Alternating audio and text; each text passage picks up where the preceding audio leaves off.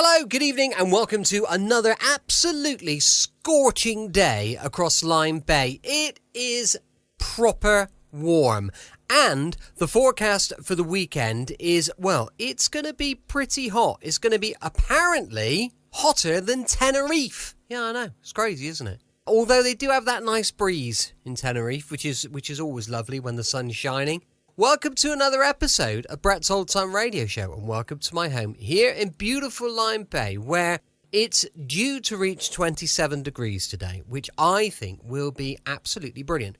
The news reports are making it sound as though almost Armageddon is coming, because they're telling us to look out for elderly neighbours and relatives, and which we do anyway here in beautiful East Devon, because that's just the kind of people we are. Look, thanks for joining me once again for our regular late night visit to those dusty studio archives of old time radio shows right here at my home on the south coast of the United Kingdom. I'm Brett, I'm your host for our nighttime podcast. Welcome along. It's another episode, and it's a Saturday night episode. Saturday, best day of the week. We all know that.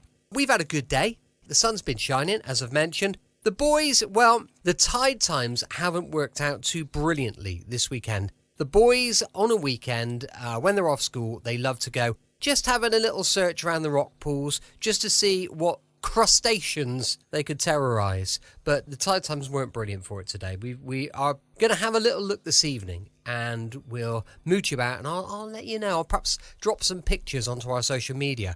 Now, while I mention our social media, I've got a Facebook page, an Instagram page, a YouTube channel. They're all called Brett's Old Time Radio Show, and I would love it if you could follow me there and just check them out. Also, you can send any feedback on our shows to brett@tourdate.co.uk. We've got a supporter page. I'll tell you about that a little bit later on. For now, it's time for another adventure with Johnny Dollar. This one was first broadcast on the 17th of December, 1949, and it's called The Haiti Adventure Matter. The encyclopedia says that the island of Haiti can be called San Domingo, Santa Domingo, or Hispaniola.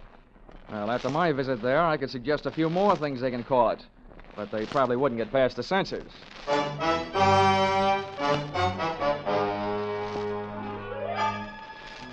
This is another in the adventures of America's fabulous freelance insurance investigator, Johnny Dollar.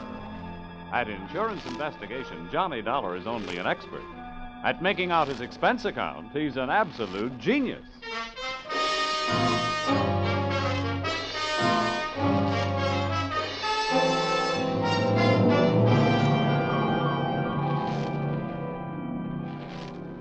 Expense account submitted by Special Investigator Johnny Dollar.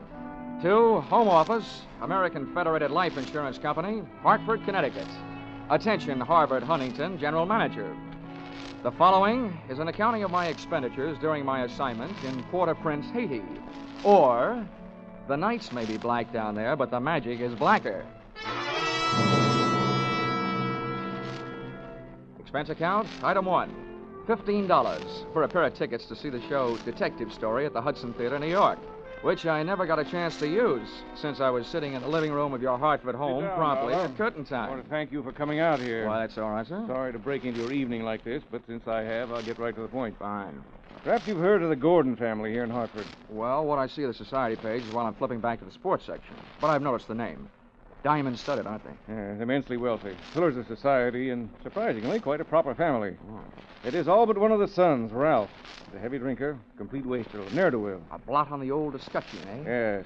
Continually getting into one scrape or another. Now he's done it again. I take it that you're not worried about Ralph the man, but about Ralph the policyholder. Well, to put it bluntly, yes. I don't think it's unethical for a company to protect its interests. In this case, the policy is in the amount of $150,000. Payable to his death to charity or to his wife if he's married. Oh, that's quite a piece of paper. Yes, to be quite candid, I rue the day it was issued. But the point is this. Ralph Gordon, at last report, is dying aboard his yacht at Port-au-Prince, Haiti. Oh, you don't need me, Mr. Huntington. You need the Mayo Clinic. Dollar? Yeah? I hesitate to even mention this in the presence of a sane man, but from everything we can learn, young Gordon is not dying from any known malady. He's dying as a result of a... Well, it's pure nonsense. He's supposed to be dying as the result of a voodoo curse.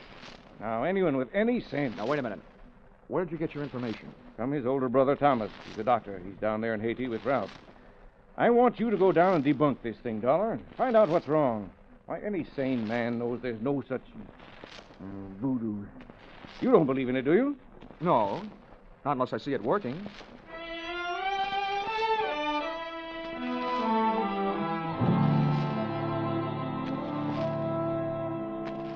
Expense account, item 2, $148.70, Hartford to Port-au-Prince, via airplane. Expense account, item 3, $32.50, tropical clothes. They didn't fit me, but they fit the weather. And item 4, $25, spent while I browsed the waterfront bars in Port-au-Prince, looking for somebody who knew where the Gordon yacht was moored. Know about this When I found him, he not only knew that, he knew everything. Ask me first. My name's Cap Reagan, and I've been here since before repeal. Give up my citizenship, I did, with the help of a couple of prohibition agents. Oh, you don't say. Uh-huh. And I figure on sailing out my final days right here. What do you want with the Gordon craft? I want to see the owner, Ralph Gordon. How do I get to it? Oh, I reckon you pay me to row you out to her. My dinghy's down at the foot of the pier, just a short hill from where we're at. Oh, well, good. Come on, let's shove off then. Just wait till it down my ration here.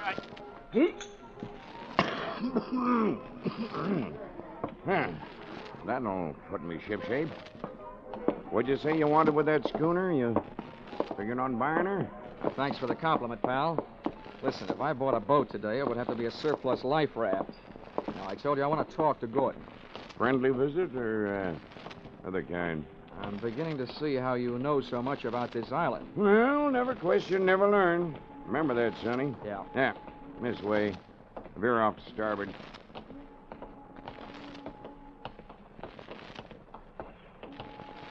No, sir.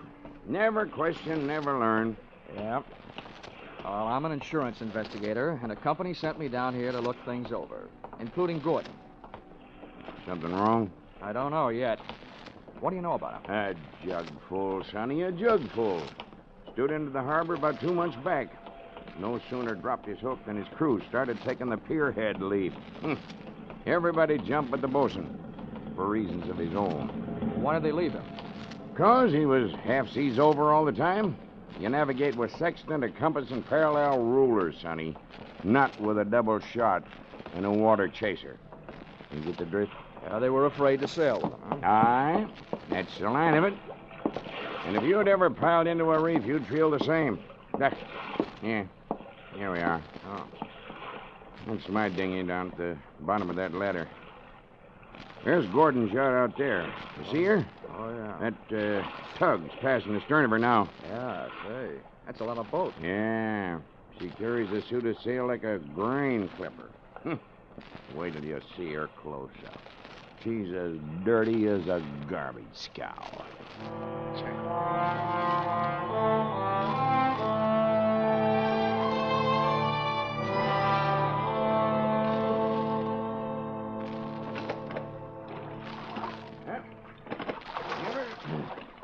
Give her a hail now, Sonny. They're close enough. Hey! Anybody aboard? Hey, aboard the yacht! Anybody home? Yes? What do you want?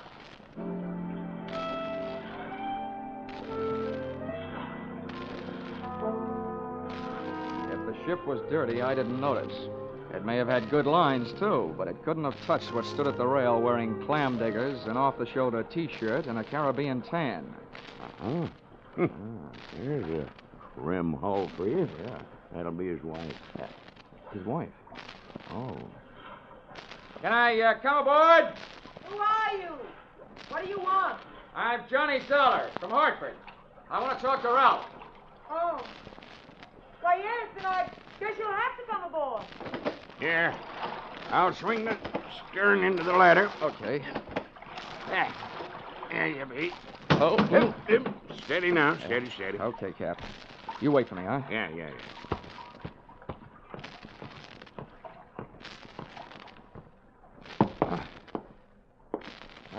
Well, how are things in Ralphie's old hometown? Cold.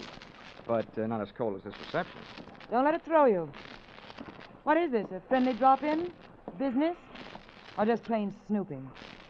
It's the last. I'm Edwina. The wife they haven't heard about at home. Congratulations. Now I know why you like to wear your shoulders bare. The better to keep a chip on them. If you're through being sharp, I'll let you hear what's left of my husband. Come on. Through here. Okay.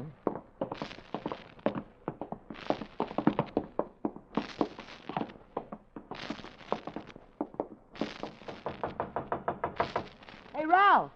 Ralph, you've got a visitor from Hartford. Get away from this cabin, you dirty little gold digger, and take your visitor with you. Wine's all gone. Why don't they send another case of wine?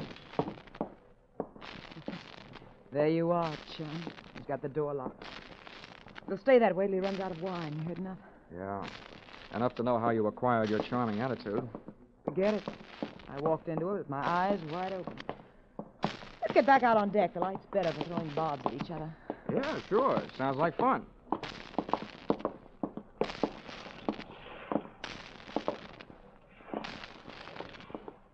Well, do I have to help you off the boat?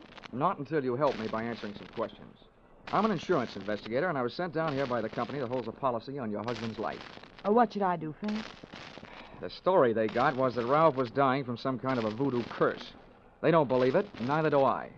Why not? That might be true. Huh? Well, some old dame. They call her Maria Lascelles. She came out to the boat. She yelled some things at him, and when Ralphie threw a bottle at her, she swore she'd put a curse on him. How'd they hear about that back in Hartford? Ralph's brother, Dr. Thomas Gordon, told them. Do you know him? Yeah, we hate each other. I wonder why he told them. Maybe because he thought somebody, who'd be better off with Ralph dead, was using Maria Lascelles' curse as a cover-up. How would you stand as his widow? Get off this boat. Get off. Never mind the act. You're his beneficiary. Or didn't you know? I said get off. What's the trouble, Eddie? Oh, him. Yo, come here, will you? All right. Who's the boarding party? Just get him off him. I'll see you in my cabin. Sure, honey. Anybody get you this upset, it'll be a pleasure. Well, mate, do you walk or dive? Save your strength for the last scene, Goliath. I was just leaving.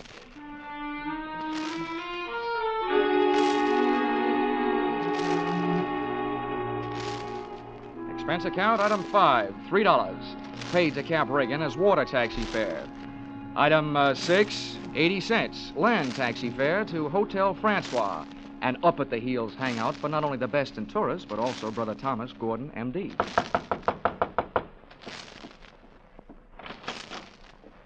Yes? I'm Johnny Dollar, Dr. Gordon, from Hartford. Oh, yes, Dollar. I've been expecting you. They wired me you were coming down. Come in. Thank you. Well, please make yourself comfortable. Could I offer you something? Nothing but some brotherly advice. Why, certainly. You know, I feel like a stupid fool for not being able to handle this thing myself. So now that you're here, you call on me for anything. Have you seen Ralph? I tried to, but he locked himself in his cabin. Tell me, as a medical man, how do you digest this voodoo curse story? Why, it's ridiculous. Good heavens, this is the 20th century. Oh, I do think that science doesn't know everything it would like to know about voodoo and black magic. There are stories supposedly true, but any victim would have to have a highly susceptible mind. Now, I know my brother, Mr. Dollar. His mind is susceptible only to his own whims and fancies. Well, then what's the matter with him? Well, that's it. I don't know. He's drawn within himself. He seems to be searching almost insanely for escape through alcohol. Hasn't anybody thought of putting him on the wagon? It's a horrible idea, but I've heard it works. I don't think this is the time for it. He's suffering mentally and needs release. Well, that leaves us with only one thing to think about. No matter how thin you cut it, it's still voodoo. Well, I'm a man of science, Mr. Dollar. I'd make hypocrisy out of all my knowledge and training if I attacked the problem from that direction. But please, you let me know what you learn.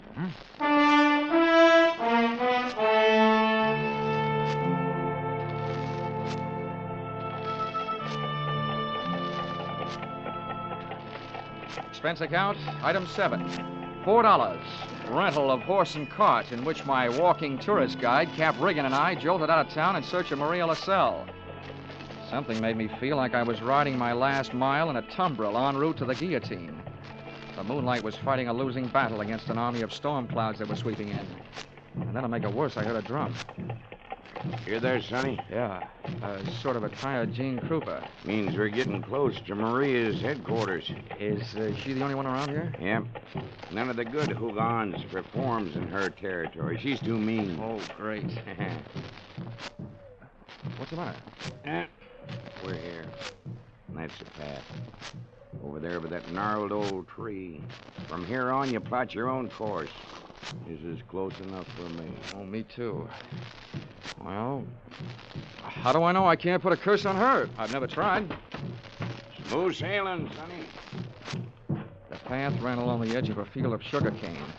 On the other side was a solid wall of jungle. First, I smelled some feathers burning. Then I heard the chant.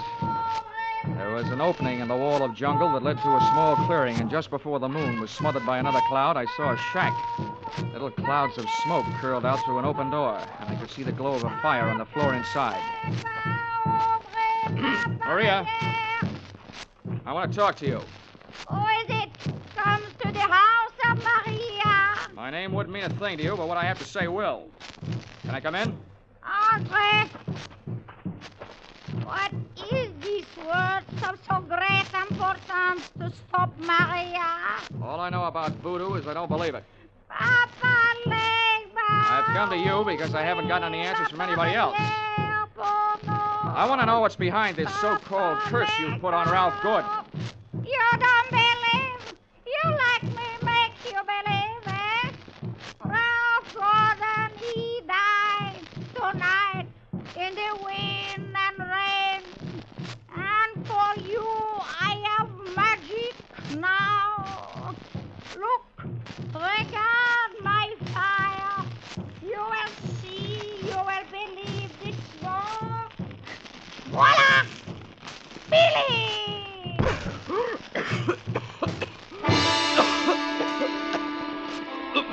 I couldn't see what she'd thrown into the fire. She'd reached behind her for it. But when the smoke from it whirled around me, it seemed to grab my throat and squeeze. I stumbled back to the door. I hadn't believed in voodoo when I'd come in, but going out, I wasn't so sure.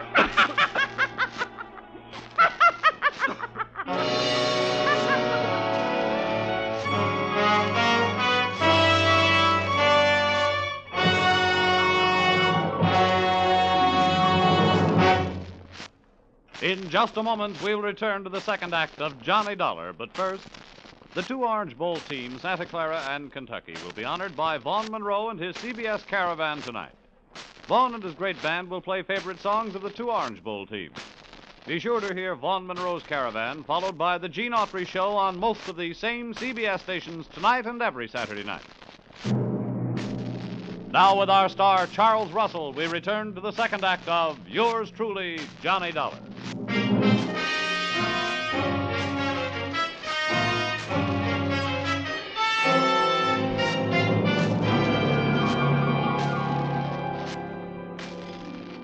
My throat burned. My eyes were looking at each other. My lungs felt like a pair of deflated footballs. And the blood in my head was pounding a better and louder rhythm than that drum. I staggered around the heavy jungle air, and when I could breathe again, I gulped in enough to lift the Graf Zeppelin. By that time, I was cool enough to get hot, in anger.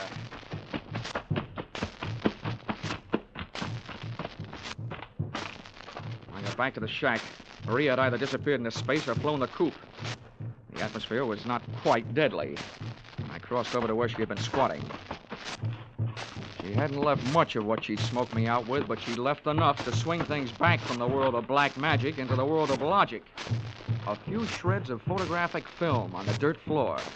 And film, made of cellulose and nitrates, not only takes pictures, it puts out nitric oxide and nitrogen dioxide when it's burned, a combination that would live up to the demands of any gas chamber. The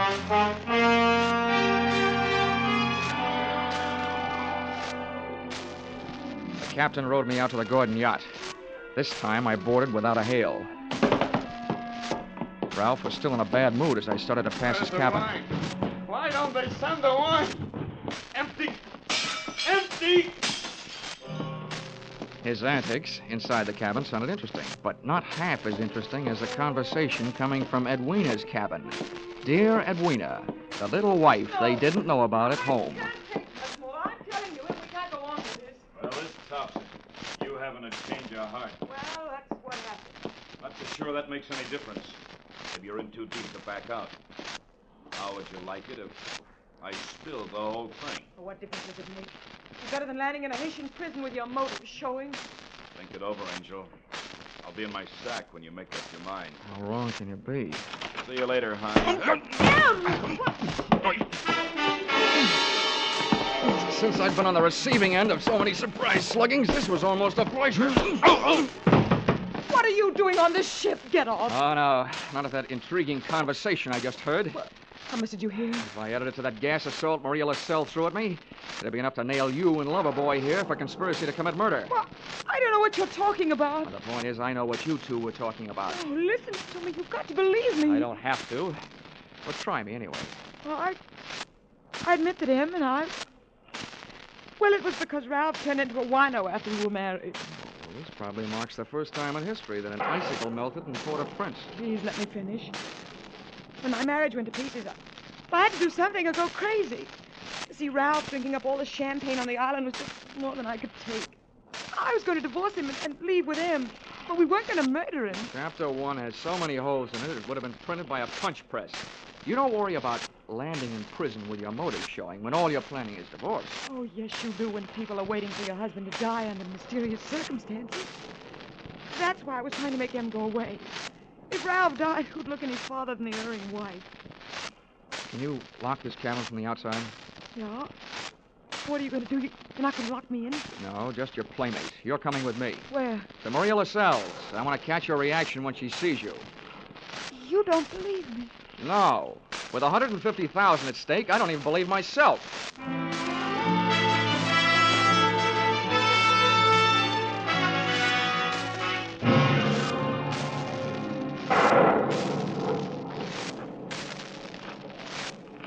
There's her shack.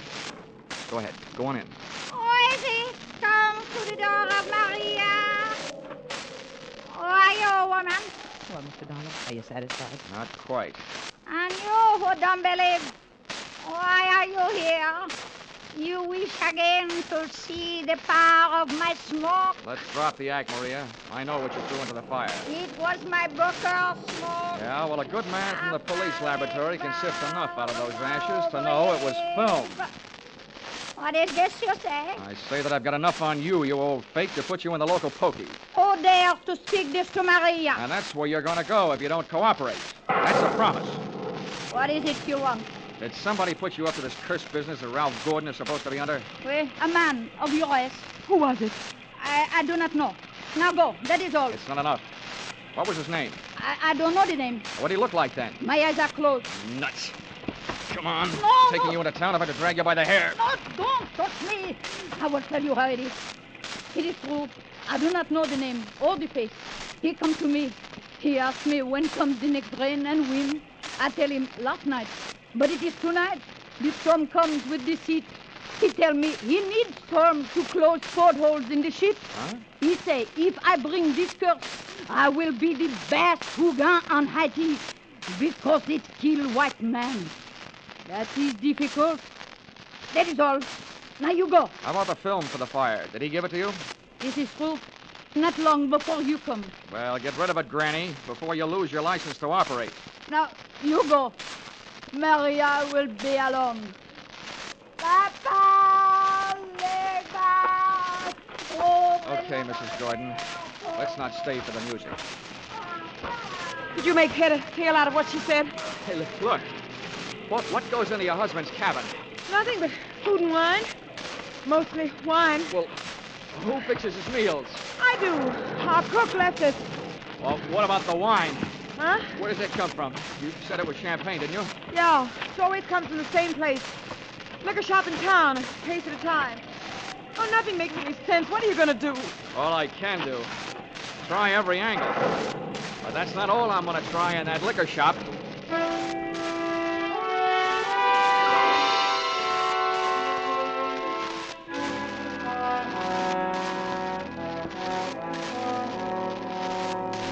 Expense account, item 8, $4.50. 2 quarts of rum, the purchase of which helped loosen the tongue of the proprietor who had been supplying Ralph Gordon's champagne. Which wine? A case at a time, packed in dry ice. There is And no the doubt. words that poured out weren't exactly intoxicating, but they sent me staggering to the nearest phone.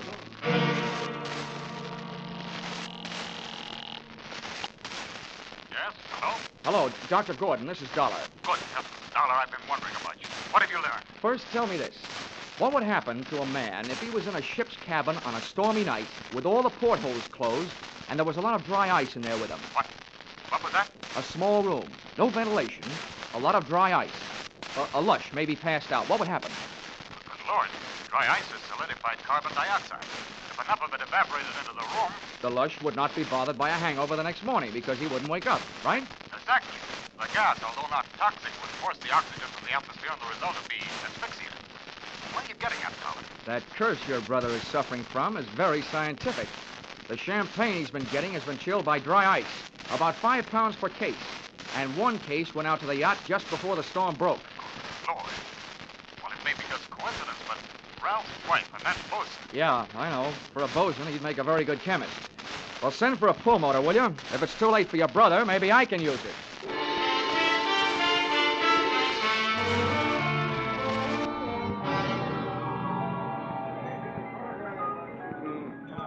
I'm a flying fish sailor. I hail from Hong Kong. Hey, Cap. Blow, Cap. blow. Come on, Cap. Ahoy, Sonny. Send him around, George, from a shipmate and me. This is rum Never mind the weather, round, Sonny. Cap. You gotta row me out to that yacht again. Huh? What do you take me for, a blasted galley slave? Come on, My Cap. back is I'm about in a broke hurry. now from all the rowing in this... 20 bucks. In this... What'd you say?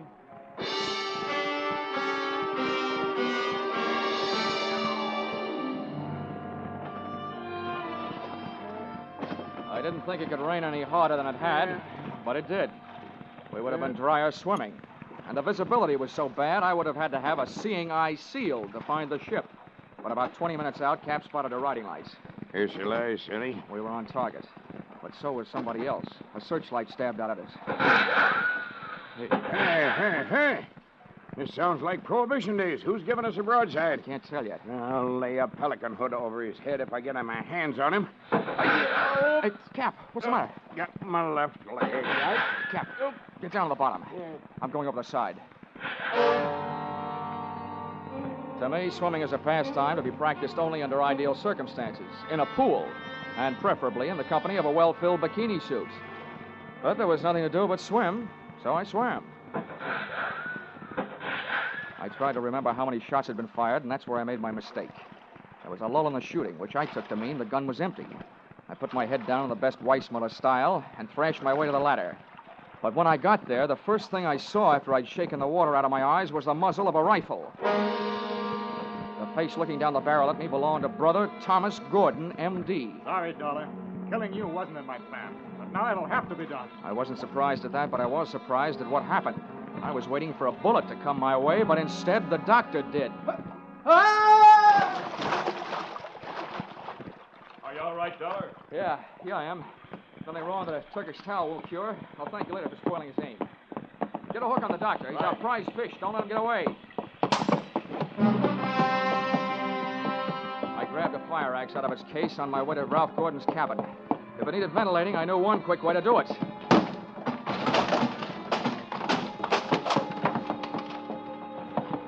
I didn't check for oxygen. I took a deep breath, held it, and went in. The cabin was littered with wine bottles, and in one corner, in an open case, was the dry ice that was in the process of cooling Gordon off for good. He was stretched out in his bunk. I hefted him to my shoulder, used the last of my breath getting him out of there.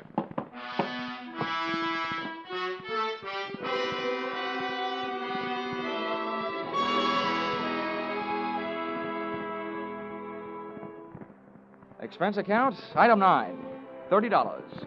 Cover charge at a hospital where I put the revived Gordon under the care of a doctor, not his brother, who happened to be resting in a jail cell at the time. His motive hadn't been the insurance money. He figured to gain quite a chunk as the only heir to the Gordon fortune, if he could have taken care of Brother Ralph.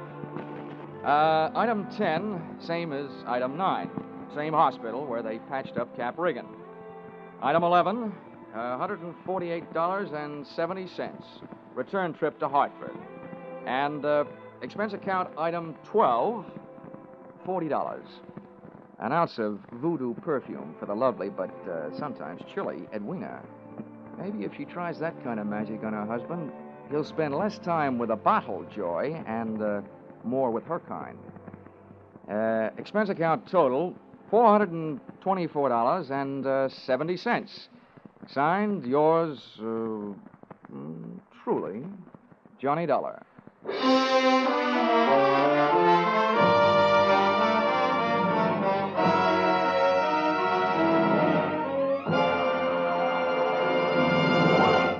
Yours truly, Johnny Dollar, stars Charles Russell. Tonight's script by Paul Dudley and Gil Dowd was produced and directed by Ralph Rose. Featured in the cast were Betty Lou Gerson, Sylvia Sims, Ben Wright, Ken Christie, Howard Culver, Dawes Butler, and Tim Graham. The special music is written and conducted by Leith Stevens.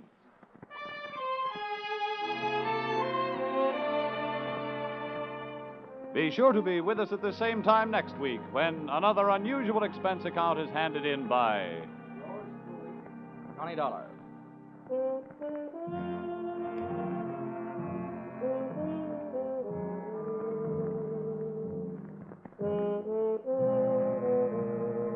Were you right? Were you wrong? Did you know it was Buster Keaton playing Sing It Again's Phantom voice these last few weeks? Well, now there's a new Phantom riding the airways on Sing It Again. And for identifying him tonight, some CBS listener can win $50,000 in cash and prizes, radio's largest jackpot.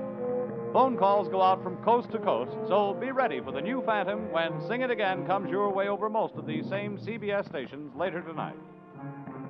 Now stay tuned for Vaughn Monroe's Caravan, which follows over most of these same CBS stations. This is CBS, where yours truly, Johnny Dollar, meets adventure every Saturday night, the Columbia Broadcasting System. Welcome back. Hope you enjoyed our latest adventure with Johnny Dollar. And we're going to be back tomorrow with Simon Templar and the Saint, going live at 5 p.m. GMT. You can email me on brett@tourdate.co.uk, and I'd love to know your thoughts on the show. As I mentioned a little earlier, we've got a supporter page at patreon.com/Brett's Old Time Radio Show. Please do go and check that out. I'd really appreciate it. Thanks for listening. I'll be with you 7 days a week, each and every week, and I'll see you tomorrow, Brett's Old Time Radio Show. Love you. Bye.